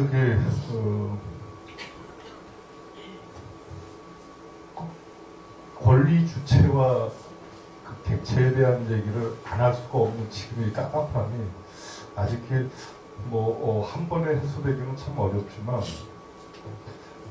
법이라고 하는 것은 인간이 인간을 규율하기 위해서 만든 법인데 특정의 목적을 두고요. 거기에 자연은 그러한 권리의 객체일 뿐이죠. 따라서 권리 주체가 있으면 특정 타당, 역시 사람입니다. 또는 단체가 의무를 이행하도록 되어 있는 이런 구조죠, 법은. 따라서 우리가 대상으로 하고 있는 이런 자연 또는 생태계, 지구 이 자체는 그러한 권리와 의무의 주체의 선상에 올라있지 아니한 단순히 그 대상이라고 하는 이 부분을 어떻게 극복할 것이냐. 근데 저희 강 교수님이 노예제에 대한 얘기를 했었지만 노예도 역시 이제 대상에서 주체로 올라온 이제 역사적 케이스긴 하지만 중요한 건 법원에서는 그 주체성을 인정하기 위해서는 의사가 직접적인 간접적인 표현이 가능해야 됩니다. 그건 어떻든 사후적으로 확인이 돼야 되지 않을까요? 안 그렇다면 끝없이 누군가가 신의 계시에 이렇게 얘기해버리는 거랑 같은 얘기가 되겠죠. 실제 강아지가 있다라고 할 때 강아지한테 권리 주체성을 인정할 것이냐 라는 이런 단순한 문제에서 그 부분을 자칫 잘못하면 오히려 그동안 법으로부터 어떤 의무나 책임을 부담받았던 국가 등 이들이 오히려 그것으로 인해서 오히려 그 법의 약점을 파고들 우려가 있다. 저는 그런 생각을 많이 했습니다. 그래서 동물의 권리에 대해서 초창기 논문을 쓴 인제대 강재기 교수님, 그러니까 그분이 초창기에 논문을 쓰셨는데 그 논문을 볼 때도 그런 고민은 했지만 역시 그 권리 주체와 객체를 뒤집어 놓을 만한 필요성은 일부 부분적으로 당연히 있고 지금 그런 고민을 하고 있지만 법리적으로 그게 가능한가라는 이 본질적인 질문에서 빠져나갈 수는 없을 것 같습니다. 다만 이제 우리 환경법 하는 분들 중에서 오늘 여기도 이제 계실 수도 있는데 이런 자연의 권리라든지 동물의 권리를 왜 인정하면 안 됩니까? 이런 얘기를 하시는 분들이 있습니다. 그래서 그분의 마음은 같이 하지만 단순히 소송상의 대행 또는 대리를 할 수 있다는 이유만으로 실질적 권리 의무에 대한 어떤 그런 주체의 단열까지 올린다는 것은 이거는 저희가 그동안 생각하고 고민해왔던 근대법 이후로의 수많은 이런 법 철학적 고민을 너무 이렇게 가볍게 날려보내는 그런 우를 범할 수가 있지 않나 이렇게 생각을 하고요. 그리고 그 노예제도 뭐가 이렇게 권리 주체가 됐을 때는 진짜 이 피를 시기는 그런 죽고 사는 문제가 항시 있었다는 얘기죠. 그래서 1789년도에 그 권리 선언이라고 하는 것이 나오기 위해서도 수많은 그러한 투쟁과 고통이 있었는데, 예, 지금 고통은 이 지구나 생태계가 받고는 있는 건 맞는데, 그걸 결과적으로 권리 주체화까지 시켜서 결국은 기존의 그런 노예에서 하나의 완전한 권리 주체로 올라가듯이 할 수 있을까라고 할 때 저는 혹시 근본적인 문제가 있어 그것은 불가능하다라고 하는 게 지금 여신 생각이에요. 두 분이 혹시 그 부분에 대해서 어떤 말씀을 하실지, 그래서 저도 귀담아 들었는데, 강 교수님이 그 법인에 대한 확장, 그래서 강 바다에 대한 인격을 부여한 이런 사례도 있다라고 하는 이런 부분들은 하나의 방법론은 될 수가 있지만, 구체적으로 그거는 권리 주체에 대한 일반적인 어떤 논의 자체를 전제로 하는 것은 아니고, 특정 자연이나 또는 그런 생태에 대해서 필요성에 의해서 강하게 보호하고자 하는 그런 취지의 반영이 실제 권리 주체로서의 이런 법적인 부분까지 이렇게 봤다고는 조금 어렵지 않나 이런 생각을 하고요. 그 두 분의 말씀을 이렇게 들으면서 이 고민은 어디까지 갖고 가야 되는 건지, 그래서 저는 항상 좀 실무적인 입장이기 때문에 실상 지구나 자연 생태계에 도움이 될 수 있는 부분이 뭐가 있을까, 실무적으로. 그래서 그 권리 주체화에 대한 이 부분을 일단 버린 다음 차선책으로 당연히 이제 국가 등 또는 이런 사업자 등에 대한 이런 책무를 보다 강화하는 쪽으로 보호 의무에 대한 이 부분을 공동체의 어떤 합의로 끌어내야 되는 거 아닌가. 그러면 그 바탕이 되는 어떤 철학적인 또 가치관의 사회적 공감대가 형성이 돼야 되는데, 그런 부분들이 헌법에 들어가야 되지 않나. 그래서 그것을 구체화하는 어떤 개별법들, 예를 들면 여기서 지구법에 대한 얘기 나오니까 이제 뭐 이건 제가 그냥 지금 막 생각나는 건데, 지구 뭐 재단법 뭐 이런 식으로 해가지고 그런 어떤 사업을 벌일 수 있는 근거 법률을 헌법에 비슷한 이런 조항들을 근거로 해서 좀 가능한 한 구체적으로 넣고, 그것을 구체화할 수 있는 이런 실행 주체, 그러니까 뭐 재단이면 재단, 뭐 사단은 좀 어려운지 모르겠는데, 하여튼 뭐 그래서 공익재단을 출범 그 산하에 이렇게 각 분과를 놓고 중요 타겟 등을 대상으로 해서 보호 대상을 이렇게 선정을 해갖고 집중적으로 보호를 하는 부분, 이게 결국은 개발하고자 하는 이런 업자와 국가 등과의 이런 투쟁의 주체로서 역할을 하도록 하는 것이 더 현명하지 않나 이렇게 생각하고, 하여튼 뭐 두서없이 말씀드려 죄송합니다. 네. 저희가 항상 뭐 공부하면서 항상 이렇게 부닥치는 문제이고 또 많이 받는 그런 질문이자 또 토론의 그런 것인 것 같은데 아주 감사합니다. 인권 같은 거 이런 거 좀 강하게 제약하는 그런 부분도 민사적으로 문제일 것 같아서 모르겠어요. 그러니까 재산권을 뭐 사용 또는 개발, 처분 이런 것들이 전형적인 권리의 속성이지 않습니까? 소유권도 재산권에. 그래서 그런 부분들을 좀 더 이런 지구 생태계적 관점에서 놓고 봤을 때 제약할 수 있는 헌법적 근거와 이제 법적 근거로. 그래서 원래 권리 속성이 원래는 옛날에 이만큼이었는데 지금 지구 생태계가 이만큼 어려워지니까 이제 특히 이용 개발 관련돼서는 이런 프로세스나 이러이러한 한도를 생각하기 참 어려운 것 같아요. 그렇죠? 뭐 그런 생각도 실무적 입장이죠. 뭐 그분 역시 있으신 게 너무 날카로운 지적이라서 제가 사실 그 부분은 딱 생략을 했는데요. 어떻게 이렇게 예리하게 지적을 하시는지 아마도 그 실무적인 관점에서 그런 의문을 가졌고 사실 그래서 전 세계에서 사실 법학을 공부하시는 분들이 다행히도 나름 그 사회에서 좀 많이 배우고 생각하신 지식층인데도 불구하고 이 부분이 해결이 안 됐던 건 아마 그런 기본적인 맹점이 있어서 그런 것 같습니다. 그건 현재 법률에서 어쩔 수 없는 체제인 것 같고요. 단지 제가 아까 제가 그 부분은 싹 빼고 인도하고 뉴질랜드 그 환경 소송의 경우를 두면서 이런 무생물 생물들도 법인적인 확장되지 않을까 그 얼스 주리스프루던스 이론에 의하면 그건 제 희망사항이고요. 다만 그 법인 그러니까 인에서 법인 하나 새로 확장하는 것도 그렇게 그 몇 세기 동안 논쟁을 거치면서 논쟁을 거치면서 들어온 개념인데 아이고 이게 다 이쁘고 좋긴 하지만 이 주체들이 법인격을 부여하는 건 쉽지가 않을 것이긴 합니다. 그런데 제가 중간에 그 이론을 하나 말씀을 드리면요.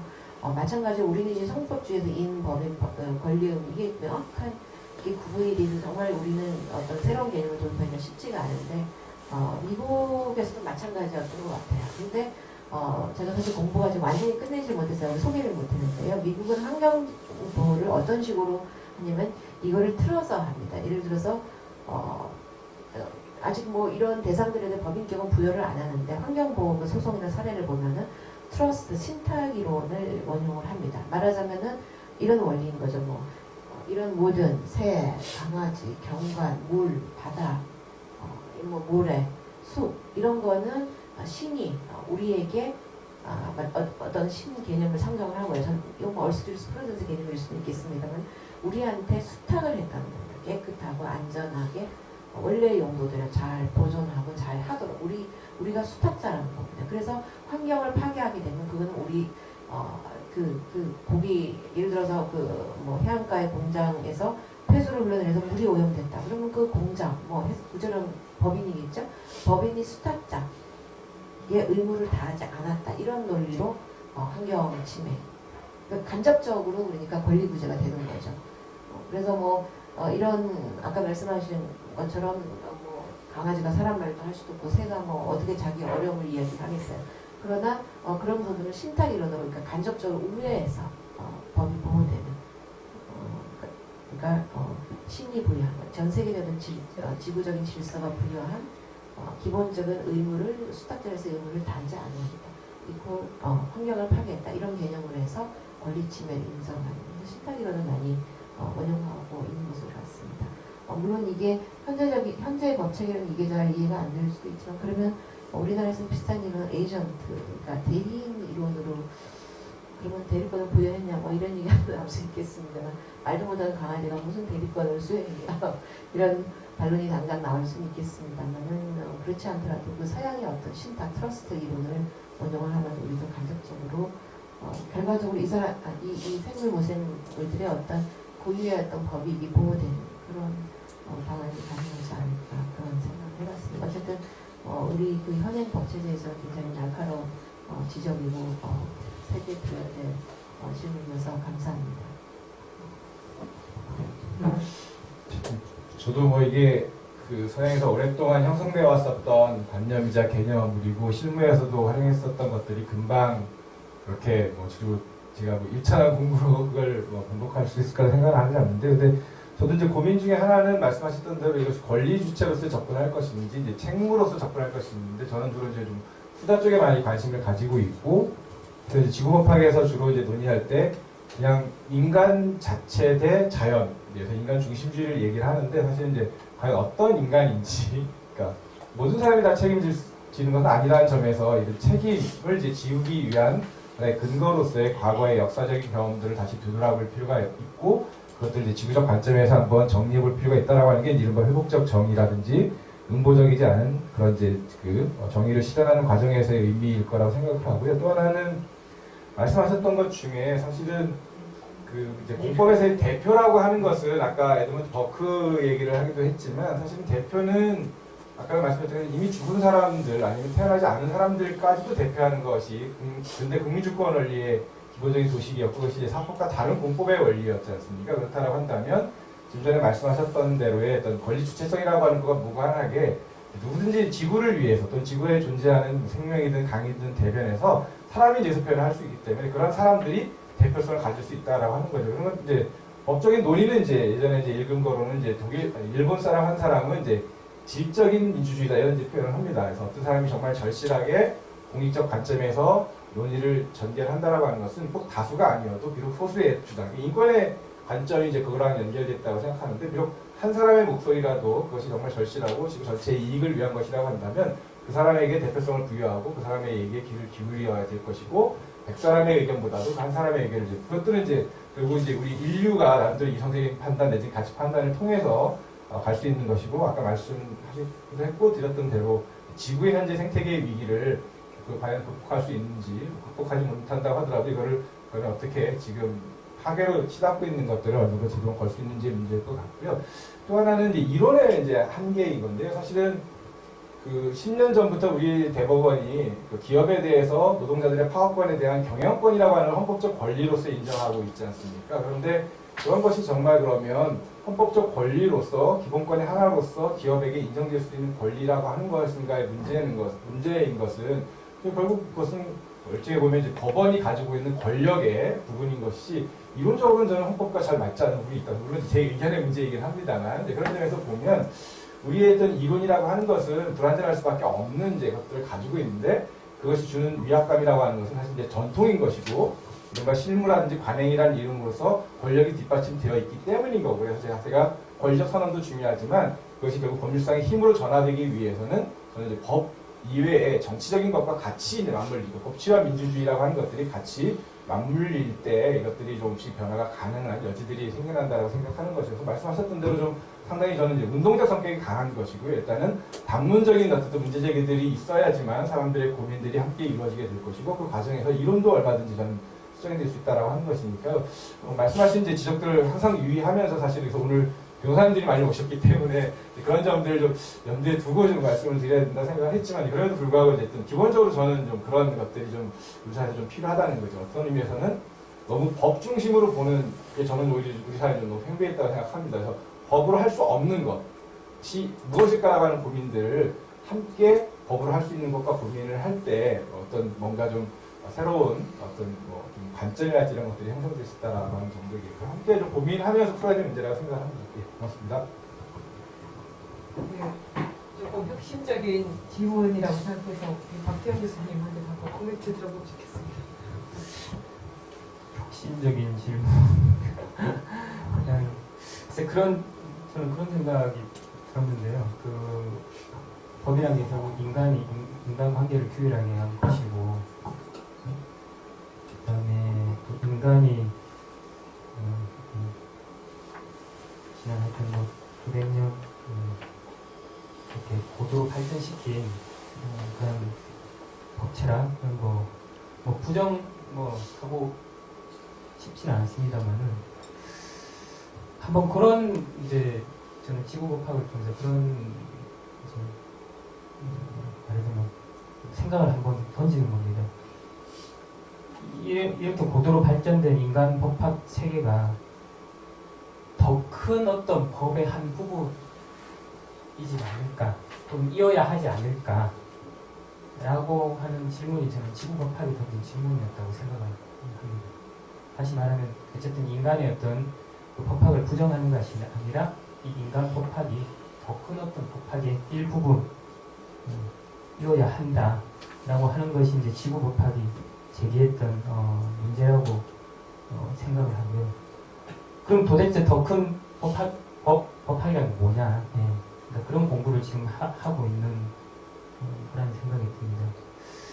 그리고 권리와 관련해서 이제 권리 주체, 객체 확장인데 이것도 저는 그 토마스 베리의 10가지 원칙, 제10원칙 중에 제일 첫 번째 원칙이 바로 권리라는 것은 존재가 기원하는 것에서부터 기원한다라는 제1명제가 그렇거든요. 존재가 기원하는 곳에서 권리가 나온다. 저는 이 명제를 드리려고 하고 있습니다. 그리고 여기서 말하는 권리는 그 토마스 베리는 이제 그 우주 진화의 역사, 그다음에 그 안에 이제 진화의 역사 안에 이제 포함된 인간의 역사 그 안에서 그 어떤 자신의 어떤 진화 역사 과정에서의 어떤 자기의 기능과 역할들을 수행할 수 있는 자유다라고 이제 권리를 정의를 했거든요. 그래서 새는 새의 권리를 가지고 있고 강은 강의 권리를 가지고 있고 곤충은 곤충의 권리를 가지고 있다고 합니다. 그리고 인간 역시 인간의 권리를 가지고 있고 그리고 이 권리는 새의 권리는 인간의 권리에 필요 없고 강의 권리는 인간의 권리하고 필요 없다고 생각합니다. 그렇게 말을 합니다. 그리고 이 권리들 간엔 양의 문제가 아니라 질의 문제라고 이렇게 이야기를 합니다. 저는 이 부분을 일단 존재 이익이라고 하는 것을 가지고 이제 접근을 하는데 새, 강, 곤충 뭐 이런 것들이 각자 인간을 포함해서 다 존재의 이익이 있는 거고 우리가 이러한 어떤 자연의 권리를 인정하자고 한다는 것은 이 각자 가지고 있는 고유한 어떤 존재 이익을 존중을 하자. 존중을 하는데 그 존중을 하는 그 하나의 어떤 방편으로서 그거는 결국은 어떤 권리로서의 주체로서의 어떤 그런 것들 인정을 하고 우리가 그걸 존중을 하자라는 것이 이제 자연의 권리 주체론으로 저는 이제 생각을 하고 있습니다. 하여튼 좀 이런 게 하여튼 기존에 우리 그러니까 사실은 이런 걸 배운 적이 없잖아요. 아까 저기 한성훈 박사님께서 말씀하신 그런 것들을 우리가 쭉 배웠거든요. 그런 관념에서 보면은 사실 이런 부분들이 굉장히 좀 어려울 텐데 또 지구법학 하여튼 이런 말하는 기존의 어떤 우리의 생각에서 이제 출발하는 것이 아니라 인간에서 출발하는 것이 아니라 우주에서부터 이제 출발을 하기 때문에 하여튼 글쎄요 굉장히 공부하기에 따라서 이제 굉장히 황된 말일 수도 있고 아니면 굉장히 매력적인 그런 것도 있을 수가 있는데 하여튼 그건 각자가 하여튼 뭐 예. 그런 것 같습니다. 그 정도로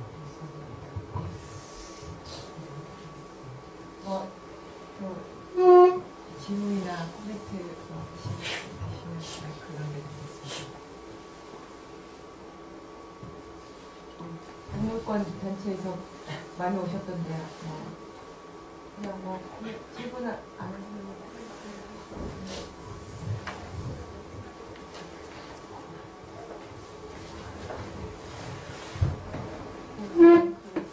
박물관에서 카라 김날 활동하고 하고요.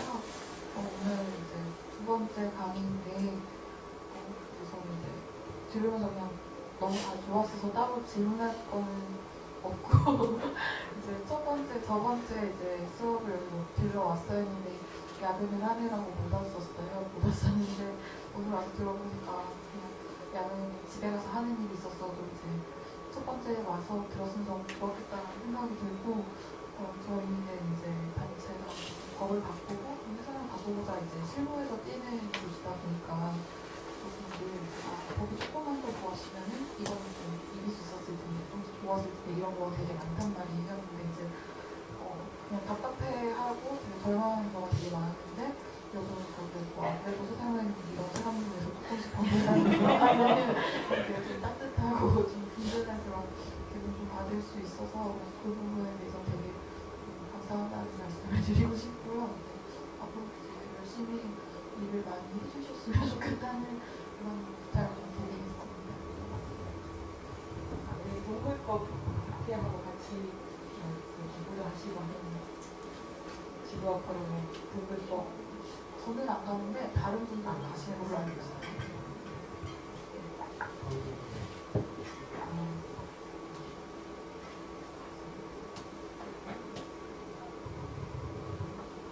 지난 시간에는 굉장히 질문이 많으시던데 오늘은 너무 빨리 이렇게 두 분이서 하셔야 되다 보니까 조금 빨리 진행을 한 것 같은데 그래서 좀 약간 시간이 질문 되게 두분 발표 재밌게 잘 들었고요. 우선 오동석 교수님한테 질문 아까 공화제를 이렇게 좀 에콜로지를 개념 포함해서 이제 공화제를 정의할 수 없을까 이런 생각은 아주 근사한 것 같다는 예, 생각이 들고 이게 꼭 인간만의 공화뿐만 아니라 모든 생명 존재들과의 어떤 공화까지 실현을 하면 좋겠다 이런 생각이 들어서 그래서 순간 한번 구글 검색을 해보니까 또 생태적 공화주의 이런 이제 개념이 또 있네요. 그런 부분 공부가 됐으면 좋겠다는 생각이 들고 역시 이제 우리가 뭐 권리 저는 이제 그 프랑스에 보면 이제 뭐 미래 세대의 권리를 이야기하면서 그 미래 세대의 권리, 미래 세대의 이익을 뭐 정치라든지 정책에 반영하기 위해서 정확한 이름 생각이 안 나지 하여튼 뭐 미래위원회라고 하는 그런 말하자면 어떤 자문기구 이런 게 있다고 하더라고요. 그래서 이제 어떤 정책이라든지 입법을 그런 미래 세대의 어떤 관점에서 이제 보고 거기에 대해서 이제 코멘트를 해서 좀 입법이나 정책에 반영될 수 있도록 하는 건데 역시 우리가 이제 뭐 자연의 권리라든지 어떤 미래 세대의 권리를 이야기를 한다면 결국 말할 수 없는 이런 것들을 위해서 말을 할 수 있는 뭔가가 있어야 되고 이게 이제 대의 정치 안에 이제 좀 반영이 돼야 되지 않을까. 그래서 이런 부분에 대한 어떤 고민이 저는 필요하다는 생각이 들고 프랑스의 그런 위원회는 한번 좀 검토할 만한 가치가 있지 않을까라는 생각이 그리고 더 나아가 이제 동물이라든지 이런 부분에 대해서 저는 이제 헌법 생태헌법 제안을 할 때 동물권 인정하고 동물 보호 단체의 어떤 그런 에이전시 역할 그런 게 하여튼 패키지 형태로 들어가야지만 동물의 권리가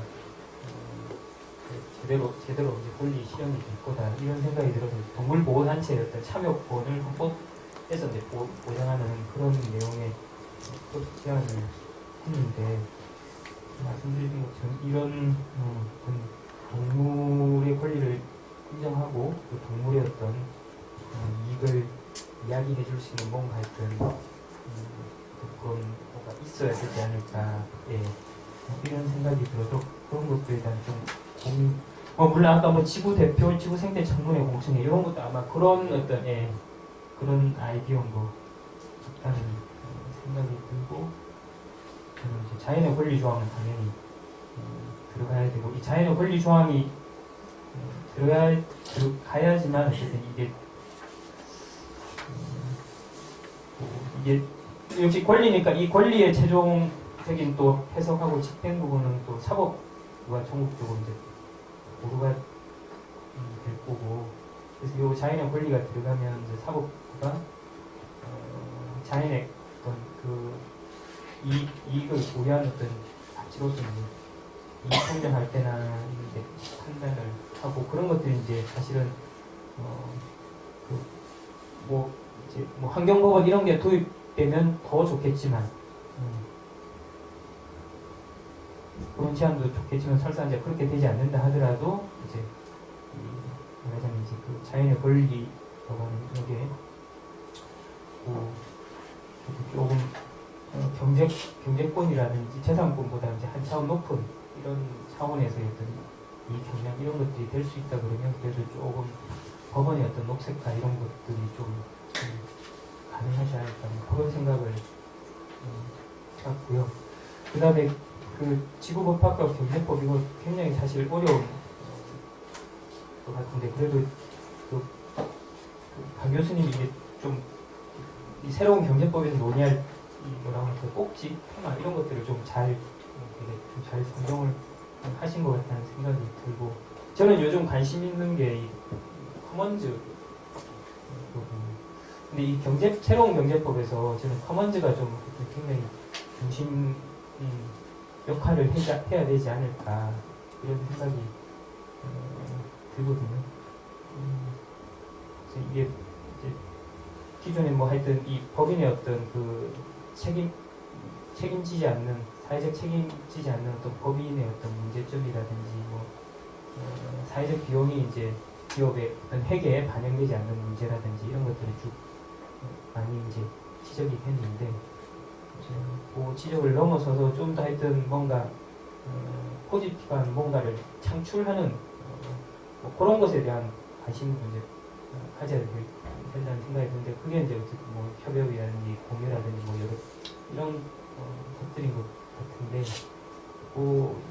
거기에서 이제 역시 그 핵심 가치는 커먼즈가 해야 되지 않을까 이런 생각이 들고, 커먼즈 공부를 조금 하고 있는데, 그런 부분도 조금 더 새로운 경제법에서 좀 같이 더 반영이 되면은 더 좋지 않을까 이런 생각을 했습니다.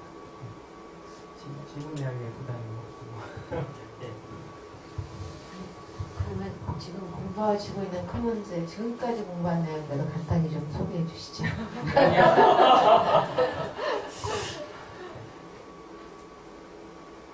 지금 저희 우리 지구법학에서 그 에콜로지 오브 로우라고 하는 그 책을 읽었거든요. 그게 부제가 이제 커먼즈 지향이 뭐 했던 내용인데, 거기에 사실은 커먼즈에 관한 내용이에요. 그래서 뭐 그 커먼즈가 이제 뭐 사실 따지고 보면 이제 뭐 너무 길지 않나요? 네, 간단하게 줄여주시면. 네, 하여튼 뭐 좀 길다고 생각했습니다. 커먼즈는 뭐 다음에 한번 말할 기회가 있을 것 같은데, 하여튼 최근에 하여튼 그 커먼즈 운동들을 보면 특히 이탈리아 이런 데서 이게 운동적으로 또 제도적으로는 되게 많이 활성화되고 있는 것 같고, 우리 국내에서도 이제 그런 커먼즈 연구 집단들이 조금씩 형성되는 것 같더라고요. 그래서 저도 아직 미천해서 근데 하여튼 우리 지구법학에서도 충분히 공부할 가치가 있고 해서 그 에콜로지 오브 로우 일단 번역을 마쳤고 지금 6월 말이면 이제 그 책이 나올 예정인데, 그때 책이 나오면 또 그거 가지고 저희들 그 세미나 할 계획이 있거든요.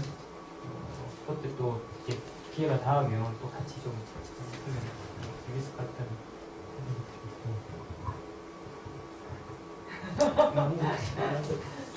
예, 오늘 이쪽에 계신 분들 중에는 아무도 없습니다. 혹시 하실 분 계시면 질문 없으시면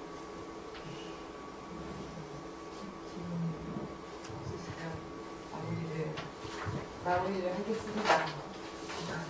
네, 오늘 그 지도 검사 두 번째 시간인데 지난 시간보다 더 많은 분원수 와주셔서 감사하고, 저희가 아까 말씀드린 첫 번째 좀 이제 그 사상적 배경과 그 핵심 내용에 대해서 하고, 오늘은 이제 각 논으로 이제 헌법과 경제법을 예시로 이렇게 한 것이고요. 다음에 5월 13일, 5월 20일 이렇게 두 번 남았는데요. 5월 13일에는 이제 좀 지구법학을 가지고 세계에서 이렇게 적용하고 있는 사례들을 좀 소개를 하려고 하고, 마지막에 이제 우리 지구법학 왜 우리가 이렇게 지구법학 얘기하고 해야 되는지 거기에 대해서 이제 좀 마무리하는 시간을 갖도록 하겠습니다. 그래서 뭐 시간이 되시면 다 들으시면 굉장히 좋을 것 같습니다. 오늘 굉장히 열심히 들어주셔서 감사하고, 토론이 좀 오늘은 조금 교수님들이 많으시다고 연구하시는 분들이 많다면 조금 너무 지적으로 되지 않았나 저도 좀 그런 생각이 듭니다. 그리고 그 지난 시간과 마찬가지로 저희 밖에 간단한 먹을거리 음료수 이렇게 준비가 되어 있는데, 이 장소가 저희 이렇게 장소가 아주 좋다 보니 2차가 좋은 그런 시간입니다. 자유롭게 드시면서 얘기도 하시고 그러면 좋겠습니다. 방금 오늘 강의는 이것으로 마치겠습니다. 감사합니다.